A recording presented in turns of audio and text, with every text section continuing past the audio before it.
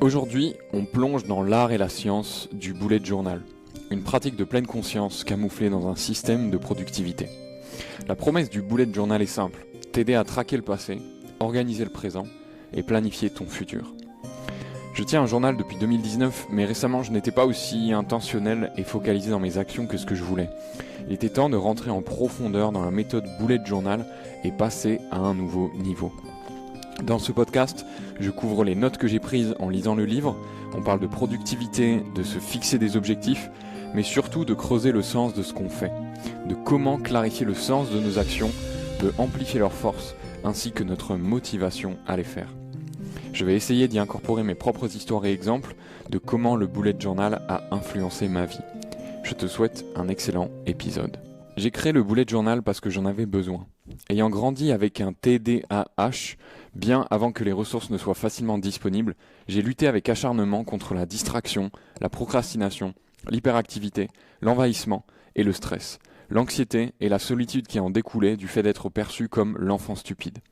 Je me suis consacré à la recherche et au développement d'outils qui m'aideraient à devenir ce que je n'étais pas, concentré, organisé et productif. J'ai utilisé le seul outil dont je disposais à l'époque, un stylo et du papier.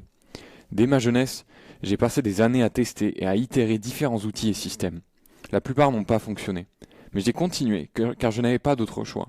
Je devais trouver quelque chose qui puisse m'aider à changer l'avenir sombre que beaucoup de mes professeurs, de mes pairs et même des membres de ma famille m'avaient prophétisé, en raison de mes handicaps. Peu à peu, je me suis transformé en quelque chose que personne n'attendait et surtout pas moi, une personne très performante. Augmentation après augmentation, promotion après promotion, mes réalisations ont commencé à s'accumuler. Je suis devenu le plus jeune directeur artistique de l'une des plus grandes marques de mode des États-Unis. J'ai créé des entreprises prospères sans aucun investissement extérieur. J'ai été le directeur créatif d'une agence de design à New York et j'ai présenté et remporté des contrats avec 2 des plus grands éditeurs de logiciels du monde pour une valeur de plusieurs millions de dollars.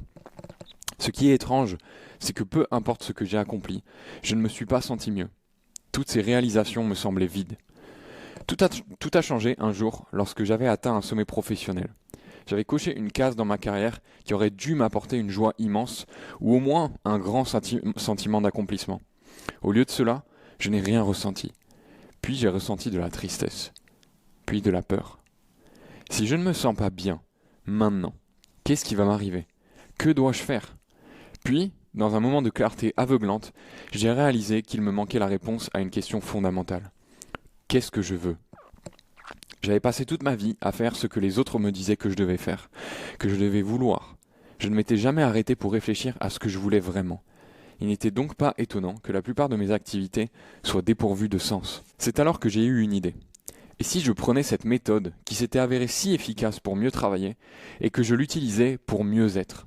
Après tout, un bon système de productivité améliore la concentration, l'organisation et l'action. Mon système a été incroyablement efficace pour m'aider à atteindre ces objectifs dans le cadre de mes projets, de la création de produits et d'entreprises. Et si je l'utilisais pour le projet le plus important de tous, ma vie? Et si je l'utilisais pour apprendre à me connaître, à quoi je pense, qu'est-ce que je ressens, à quoi est-ce que j'attache vraiment de l'importance? Qu'est-ce qui me rapproche de ces choses et qu'est-ce qui m'en éloigne? Et c'est ce que j'ai fait. J'ai structuré mon système pour m'aider à pratiquer cette forme d'introspection et j'ai découvert la pièce manquante, le pourquoi. La véritable productivité commence par la prise de conscience de la raison pour laquelle nous faisons ce que nous faisons. Si nous ne croyons pas en la raison pour laquelle nous faisons ce que nous faisons, les fruits de notre travail, le travail lui-même, peuvent se sentir dénués de sens. Si nous ne croyons pas à la raison pour laquelle nous faisons ce que nous faisons, les fruits de notre travail, le travail en lui-même, risquent d'être vides de sens. Cette prise de conscience m'a fait passer d'une approche de la vie axée sur les processus à une approche axée sur les objectifs. L'approche axée sur les processus se concentrait sur le pourquoi et le comment. Cette prise de conscience m'a fait passer d'une approche de la vie axée sur les processus à une approche axée sur les objectifs. L'approche axée sur les processus se concentrait sur le quoi et le comment. Quelle est la meilleure façon de réaliser tel projet ou comment pouvons-nous réduire le temps qu'il prend? L'approche axée sur les objectifs, sur le sens, se concentre sur le pourquoi. Pourquoi ce projet doit-il nous prendre du temps? Du tout. Ce changement m'a permis de travailler sur beaucoup moins de choses, mais celles sur lesquelles je travaillais avaient enfin un sens. Parce que j'étais moins distrait par des tâches inutiles, j'ai également pu faire beaucoup plus de progrès dans les domaines de ma vie qui comptaient pour moi. Cette nouvelle approche m'a rendu encore plus productif. Cette méthode a fini par être connue sous le nom de Bullet Journal Method. Je l'ai créée parce que j'en avais besoin et je continue à l'utiliser parce que j'en ai toujours besoin. La différence est que j'ai commencé à l'utiliser pour devenir une personne différente, alors que je l'utilise maintenant pour cultiver qui je suis à chaque instant. Comment ? En l'utilisant comme un cadre pour vivre une vie intentionnelle. Une vie où je peux aligner mes actions sur mes valeurs d'une manière durable, compatissante, créative, ludique et efficace. C'est ce que signifie pour moi être productif en pleine conscience. Le plus incroyable dans tout cela, c'est que j'ai vu cette méthode faire pour les autres ce qu'elle a fait pour moi. Au fil des ans, j'ai vu la méthode Bullet Journal transformer la vie d'innombrables personnes dans le monde entier. J'espère qu'il en sera de même pour vous. Ce que je viens de te lire là, c'était le prologue du livre de la méthode Bullet Journal que j'ai passé le dernier mois et demi, voire 2 mois à lire. J'ai passé beaucoup de temps sur ce bouquin et moi je tiens un journal depuis 2019. J'ai commencé quand j'étais freelance copywriter et que j'avais beaucoup de stress dans ma vie à cette époque. J'avais aussi peu de clarté sur ce que je voulais. Pourquoi je faisais les choses, etc. J'étais un peu dans la même situation que Ryder Carroll, qui est l'auteur d'Écrit, c'est-à-dire que j'avais enfin atteint un objectif qui était super important pour moi, à savoir devenir entre guillemets indépendant, parce que j'avais quitté mon job de salarié chez Facebook à Lisbonne à l'époque, et j'étais devenu freelance copywriter pour des marketeurs francophones, un gros en particulier. Et pour autant, mes journées étaient beaucoup plus stressantes et j'avais du mal à trouver le sens. Donc c'est là que j'ai commencé à journaliser. En fait, j'ai commencé à journaliser parce que je suis tombé sur cette idée, ou plutôt ce concept des morning pages de Julia Cameron, il me semble qu'elle s'appelle. Et puis de fil en aiguille, je suis tombé sur le bullet journal, donc la méthode de Ryder Carroll. Et depuis, je la cultive, c'est-à-dire que je m'organise uniquement sur papier. Si tu regardes la vidéo sur YouTube, tu dois voir normalement la vidéo, et ça c'est mon journal. Je crois qu'à l'heure actuelle, je dois en avoir peut-être rempli 10 ou 11, quelque chose comme ça. Et au début, c'était surtout pour du journaling, mais petit à petit, j'ai aussi implémenté toute la partie organisation, productivité, calendrier, jusqu'à ce qu'aujourd'hui, quasiment... la majorité de mon organisation se trouve dans le journal. J'utilise toujours le numérique pour stocker des fichiers ou alors stocker mes résumés de livres, etc. J'ai aussi le calendrier Google, mais beaucoup de journaling, de vraiment d'organisation, de fixation d'objectifs se fait dessus. Et je voulais faire un podcast là-dessus parce que j'avais jamais lu le livre, le bouquin. J'utilisais un journal, mais j'avais entre guillemets tricoté mon utilisation du journal de par plusieurs vidéos que j'avais regardées sur Internet, mais j'avais vraiment jamais étudier le cœur de la méthode comme le créateur l'avait pensé. Donc je me suis dit ok, c'est le moment de plonger un peu plus là-dedans et de mettre tout ça à jour, quoi, et de vraiment me pencher sur comment l'utiliser proprement, cette méthode du bullet journal. Et j'ai pas été déçu. Et du coup, en parallèle, je veux faire ce podcast. Je vais te partager quelques-uns des outils et des notes que j'ai prises. J'ai changé complètement mon processus aussi de création du podcast, c'est-à-dire que là j'ai utilisé en fait la méthode bullet journal pour créer le podcast. C'est-à-dire que j'ai créé des sections dans mon journal où je distillais à la main, j'essayais de résumer les concepts principaux, là où avant je faisais juste des surlignages et tout se faisait. Ensuite j'importais tout sur Google Doc et puis ensuite j'imprimais tout ça. Là, si tu le vois, j'ai toutes mes notes sur le bouquin dans mon bullet journal.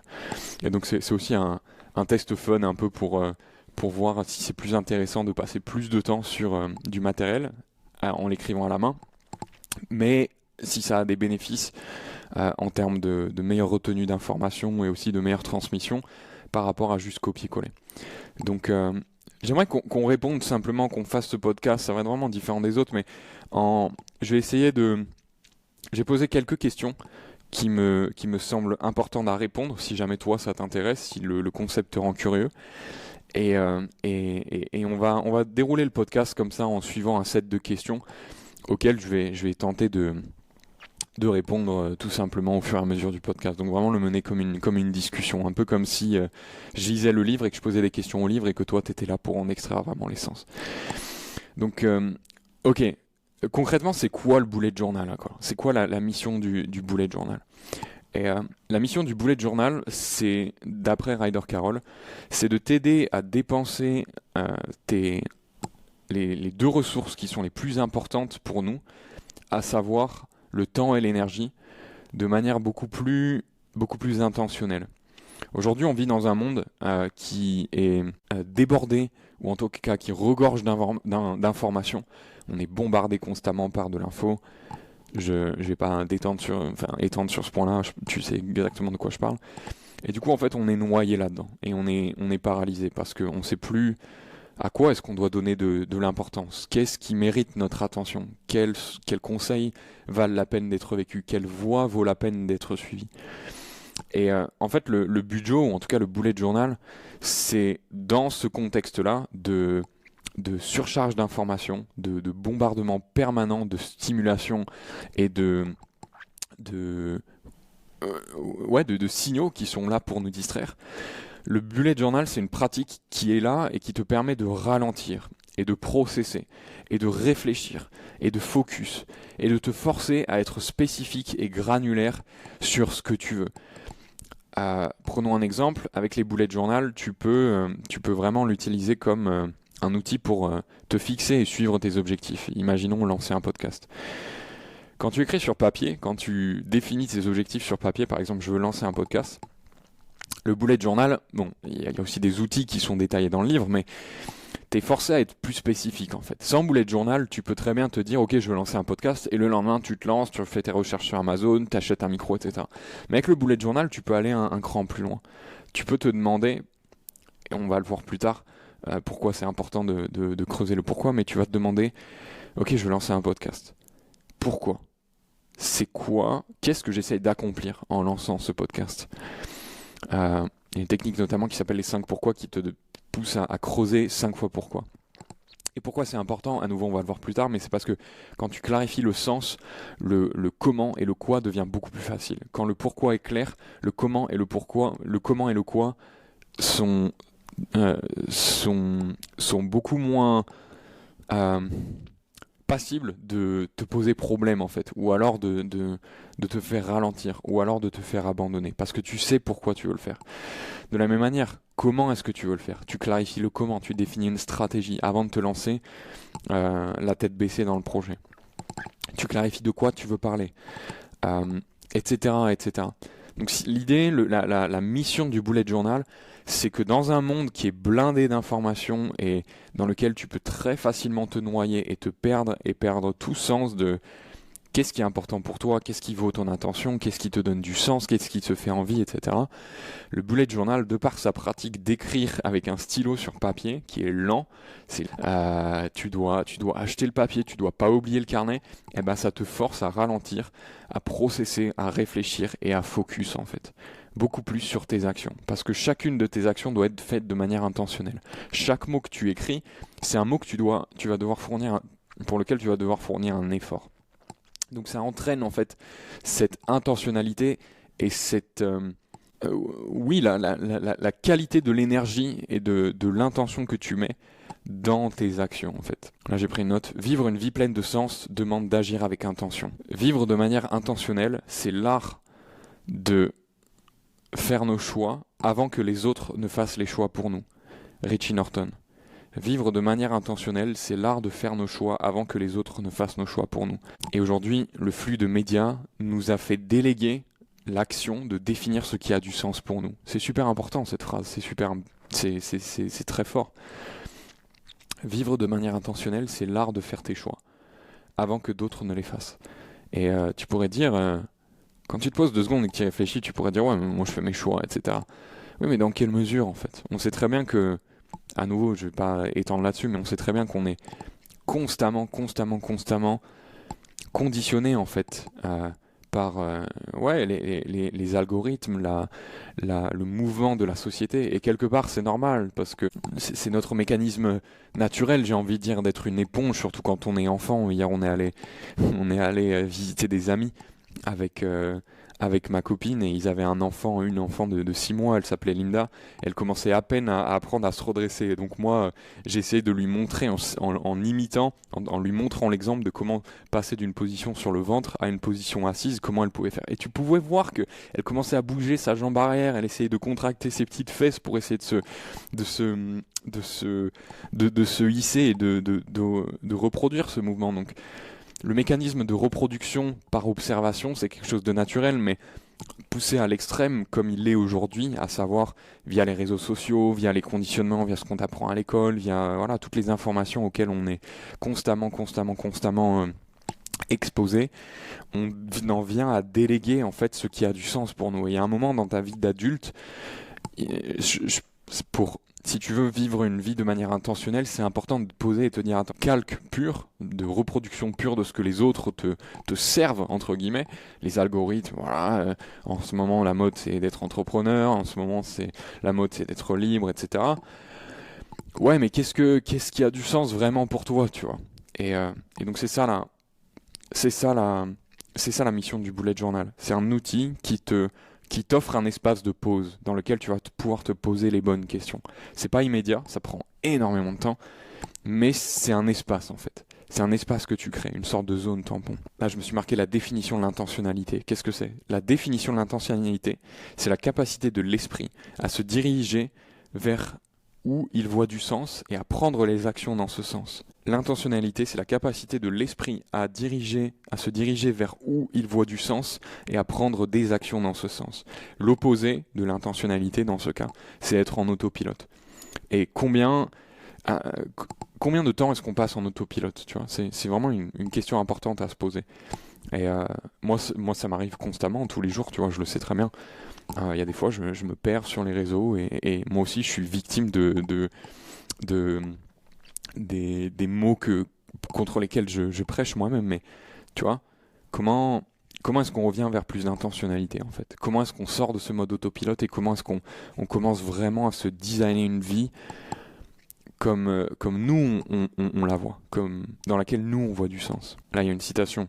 Nous ne pouvons pas être pleinement nous-mêmes si on ne sait pas ce qu'on veut et pourquoi on le veut. C'est par là qu'il faut commencer. Donc voilà, ça c'est la première partie, la première grande question du bullet journal. Quelle est la mission du bullet journal? Et donc là, la question naturelle qui découle après ça, c'est ok, comment savoir ce qu'on veut? Comment est-ce qu'on fait pour savoir ce qu'on veut? Et là, j'ai pris quelques notes. Savoir ce qu'on veut, c'est un processus qui demande de cultiver la conscience de soi. De manière très simple, il suffit de remarquer ce qui attire notre intérêt, notre curiosité. Quand tu identifies ce qui t'intéresse, tu peux identifier tes rêves. Quand tu crois dans ce que tu fais, tu arrêtes de te pointer comme un robot. Pointer dans le sens, tu sais, la vision old school des salariés ou en tout cas des ouvriers qui pointent à l'usine. Quand tu crois dans ce que tu fais, tu arrêtes de pointer comme un robot. Tu deviens plus présent et plus innovatif. Tu ne travailles pas plus dur, mais tu travailles mieux. Ton cœur et ton mental sont alignés. Tu vois, là, il y a un truc hyper intéressant que j'ai souligné, j'ai marqué. Comment savoir ce qu'on veut? Il suffit de remarquer ce qui attise notre intérêt. Encore, à nouveau, cette notion de suivre sa curiosité. Je te réfère au premier et au deuxième épisode du podcast sur Paul Graham, qui est la personne qui pousse sans arrêt ce concept de suivre ta curiosité. Naval Ravikant aussi en parle, suivre ta curiosité.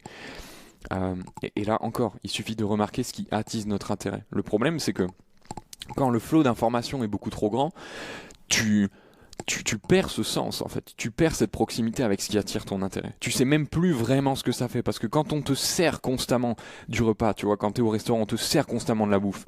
T'es au buffet à volonté chinois et on te sert constamment du sushi et allez, du canard laqué et allez, du riz cantonné, etc. Eh ben tu perds toutes tes sens en fait. Tes papilles n'ont plus aucune sensibilité, donc du coup tu sais même plus ce qui toi ce qui a du goût pour toi, parce que tout est sucré, salé, il y a plein d'additifs, etc. T'as perdu complètement cette sensibilité. Et donc redevenir sensible à ça, à ce qui attire notre curiosité, ça demande du temps en fait.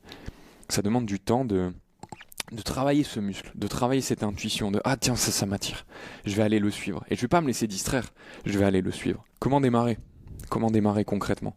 Très simple. Dans dans son livre, Ryder Carroll nous dit la meilleure manière de démarrer, c'est très simple, c'est en commençant par faire un check-in régulier avec soi-même, un check-in quotidien. Un check-in quotidien, concrètement dans le bullet journal, ça veut dire quoi? Ça veut dire que tu vas commencer ta journée, avant de commencer ta journée de travail, tu vas ouvrir ton journal, tu vas marquer la date du jour et tu vas marquer tout ce qui te passe par la tête, que ce soit des pensées, des émotions, tu vas vider un petit peu ton cerveau et tu vas aussi décider des 3 tâches les plus importantes pour la journée. Et ce check-in, tu vas le faire 2 fois par jour, une fois le matin et une fois le soir. Le but du check-in quotidien, c'est quoi? C'est de traquer tes décisions, c'est-à-dire de tenir une espèce de journal de bord de ce que tu as fait en fait.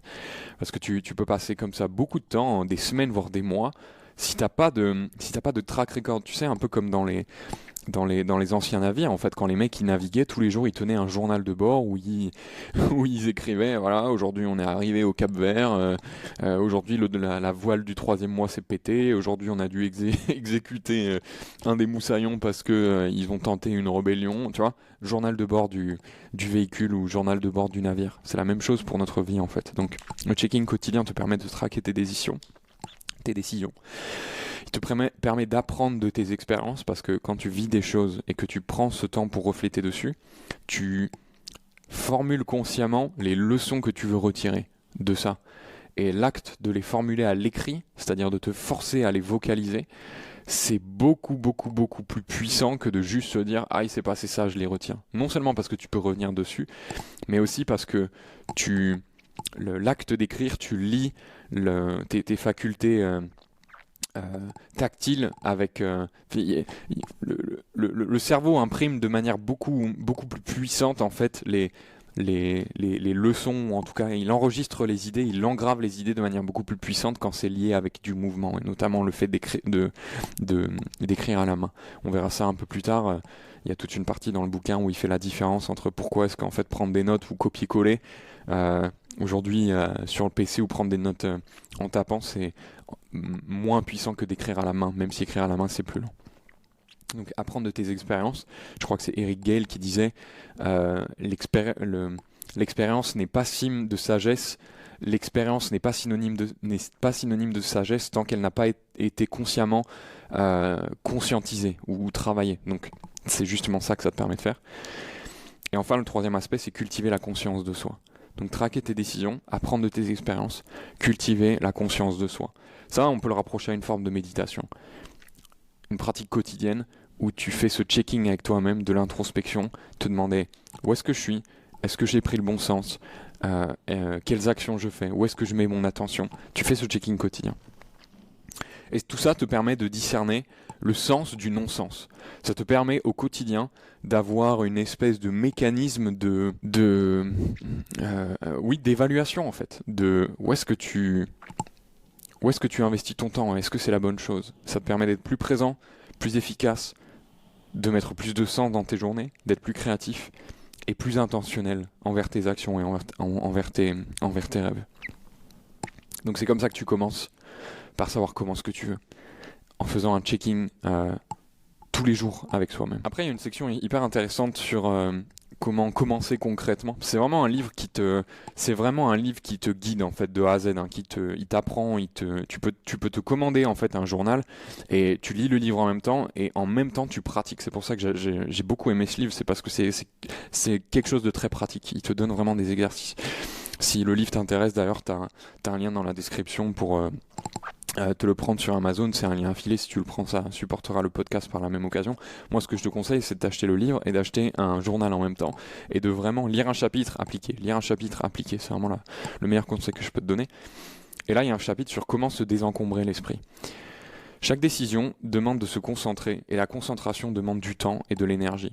J'adore ça aussi parce que c'est vraiment des principes premiers. Chaque décision que tu prends, si tu veux prendre une décision de qualité, elle demande de la concentration. Et la concentration, ça demande quoi? Du temps et de l'énergie. Le temps et l'énergie qui sont des ressources limitées et donc à haute valeur. Juste une petite parenthèse. Regarde les gens aujourd'hui qui sont sans arrêt sous l'eau, en fait. Qui sont sans arrêt en train de courir, qui sont sans arrêt en réaction dans leur journée. C'est des gens qui n'ont pas de temps et qui ont peu d'énergie. Et donc du coup, la plupart du temps, les décisions qu'ils vont prendre, ce sont des décisions pauvres, des mauvaises décisions.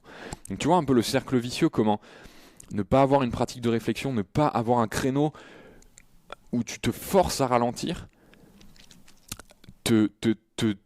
t'entraîne dans une espèce de boucle vicieuse de prendre des mauvaises décisions et donc avoir encore moins de temps et donc avoir encore moins d'énergie et donc avoir encore moins de temps à dédier à l'intentionnalité. C'est fou, hein, c'est fou. Bref, chaque décision demande de se concentrer, la concentration demande du temps, de l'énergie, qui sont des ressources limitées et donc à haute valeur. Et là, il explique aussi comment les gens qui ont compris ça, que chaque décision demande de ce temps et cette énergie, ils décident par design de réduire le nombre de décisions qu'ils ont à prendre. Et l'exemple dans le livre, c'est Warren Buffett qui dit à son associé Mark Flint de lister ses 25 objectifs de carrière. Et donc Mark Flint les liste et ensuite Buffett lui dit de entourer les 5 premiers. Donc il entoure les 5 premiers et il lui dit, et donc ensuite Mark Flint il dit ok, donc mais ces 5 premiers là sont ma top priorité et puis les autres, quand j'aurai un petit peu de temps, je pourrai travailler dessus.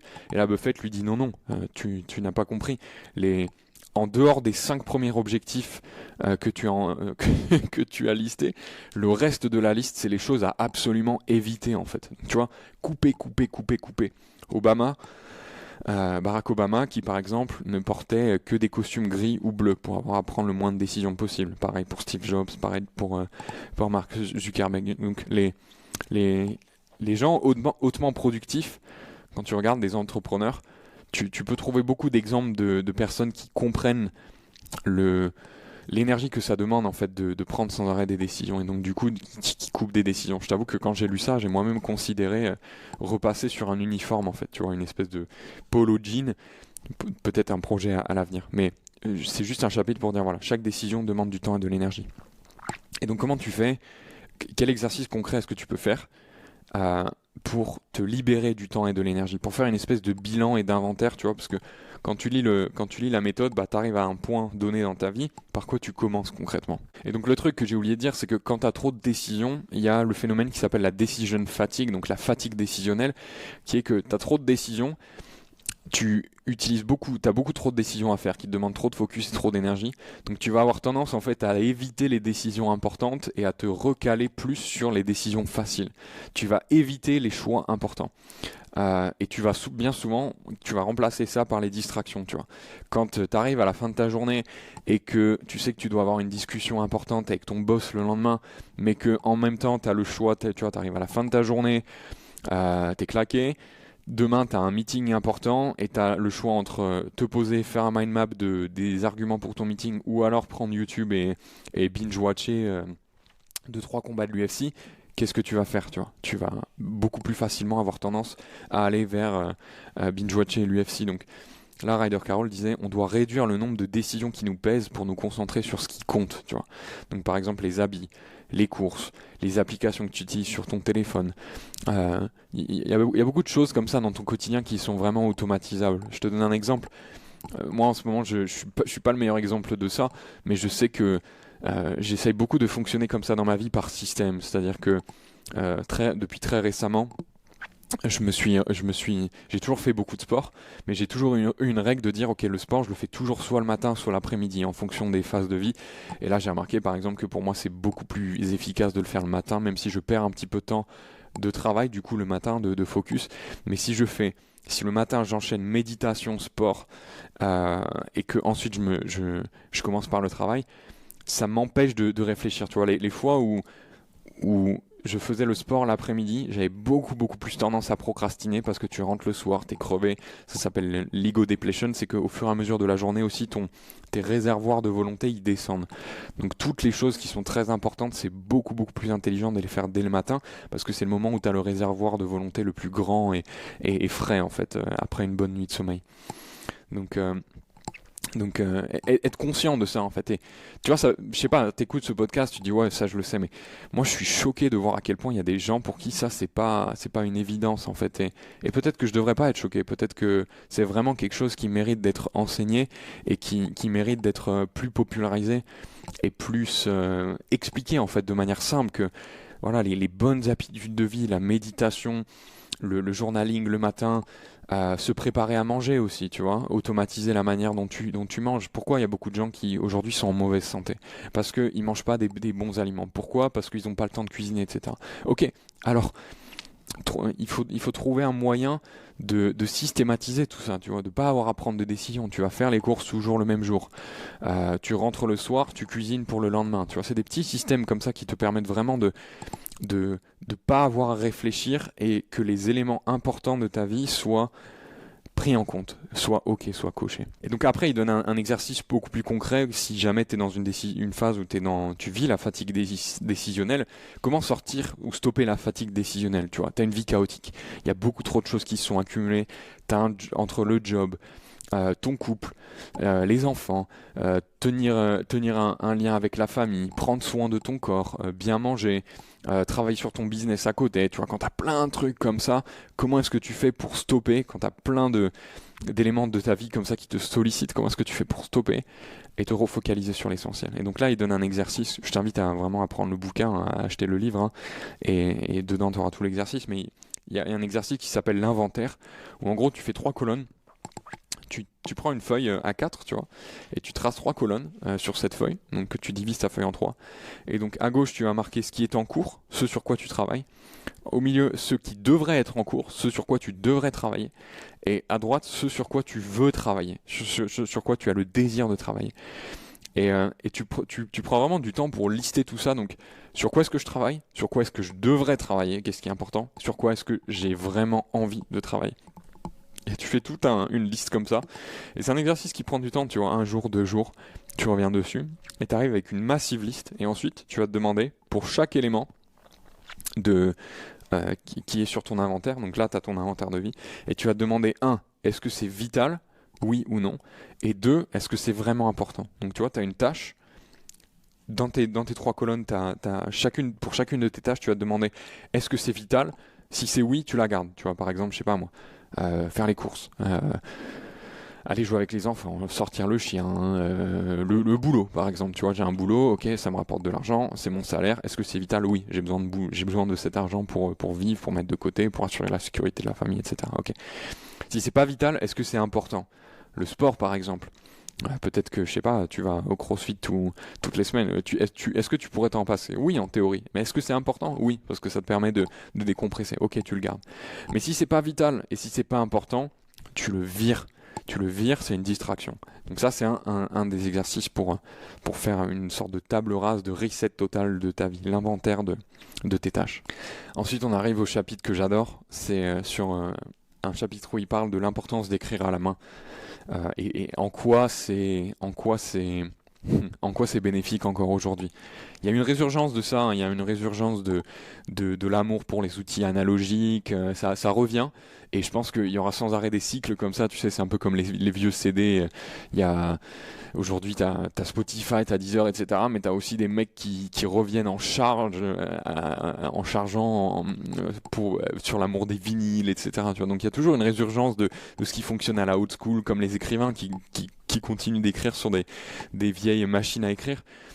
Mais écrire à la main, c'est quoi l'intérêt? Et je vais te lire mes notes là-dessus. Déjà, il y a un proverbe chinois qui dit « L'encre la plus pâle vaut mieux que la meilleure mémoire. » L'encre la plus pâle vaut mieux que la meilleure mémoire. Et c'est vrai, tu peux avoir la meilleure mémoire du monde.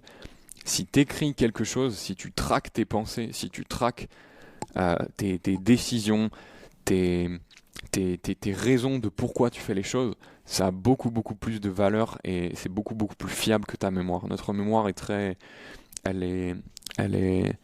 on peut pas se reposer là-dessus parce qu'elle a tendance à simplifier les choses, elle a tendance à remplir les trous, les angles morts, elle a tendance à les remplir, alors que quand tu écris, bah tu as une image claire de comment tu pensais à l'époque, qu'est-ce qui t'a poussé à prendre tes décisions, etc. Et donc là, on a l'explication de quel est l'intérêt d'écrire à la main en fait. Pourquoi est-ce que cette méthode du bullet journal, pourquoi est-ce qu'elle a du sens? Pourquoi est-ce qu'on peut pas passer tout simplement tout sur digital et tout sur le cloud en fait. Écrire à la main stimule plus de régions du cerveau que de taper sur un clavier.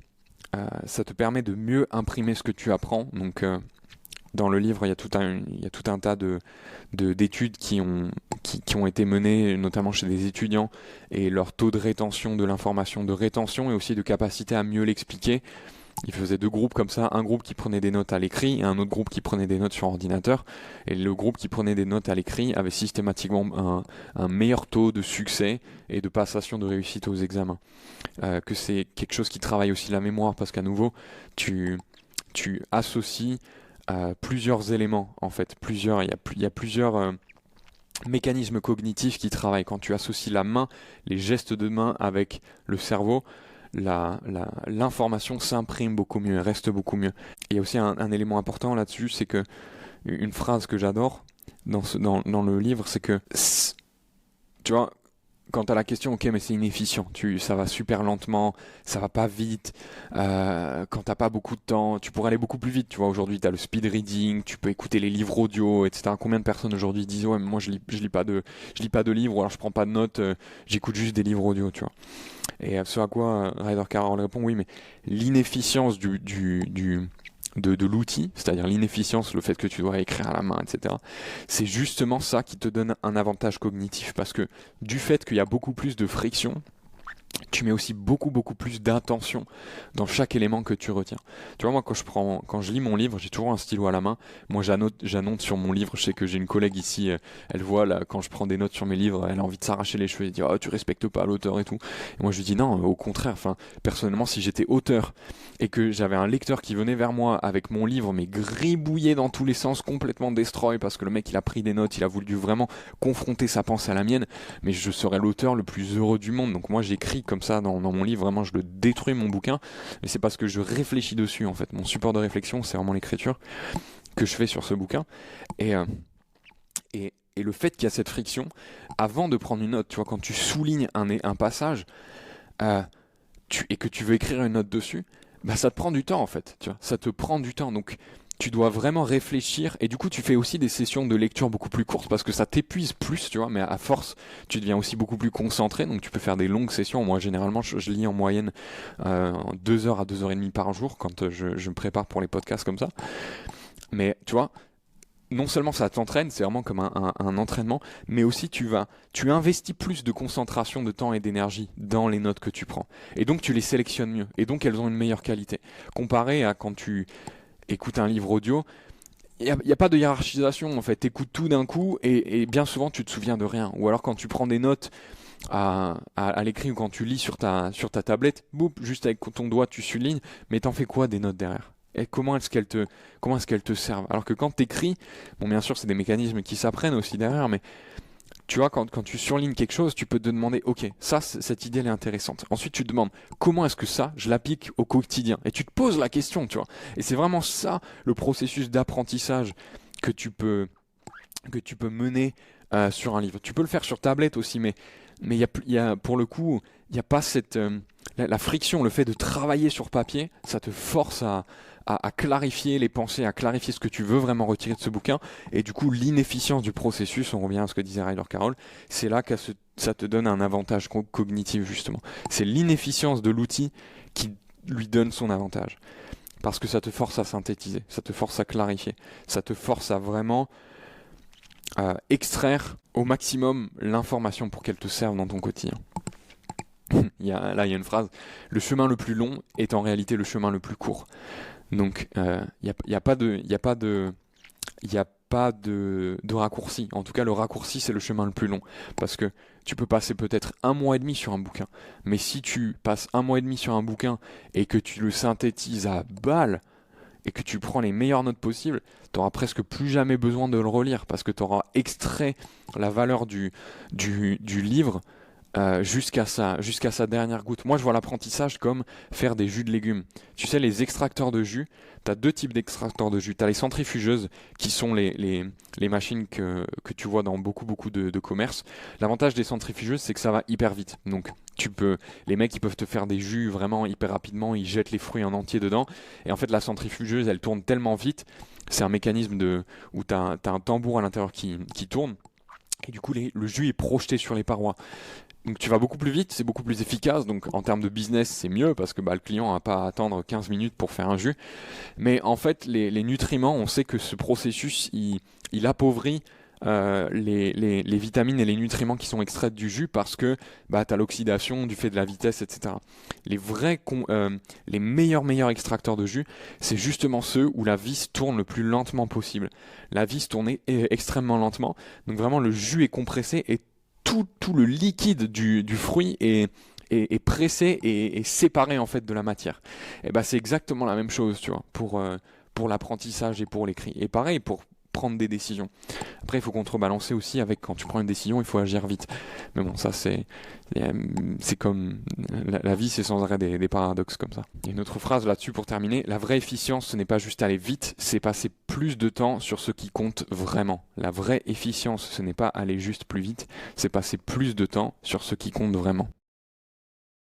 Je m'attendais pas à ce que ce podcast soit aussi long, donc je te propose qu'on s'arrête là pour le moment et puis on fera une deuxième partie sur la suite du livre sur le bullet journal. Je te remercie pour ton attention, j'espère que ce podcast t'a plu. Si il t'a plu, ça m'aiderait énormément si tu pouvais laisser une review sur Spotify ou Apple Podcasts ou alors le partager à un ami, à quelqu'un à qui ça pourrait aider. Ça me permet de faire connaître le podcast et puis aussi ça me montre que tout simplement mon travail est apprécié. Donc si tu peux faire ça je t'en serais 1000 fois reconnaissant et je te retrouve dans le prochain épisode. Prends soin de toi. Ciao.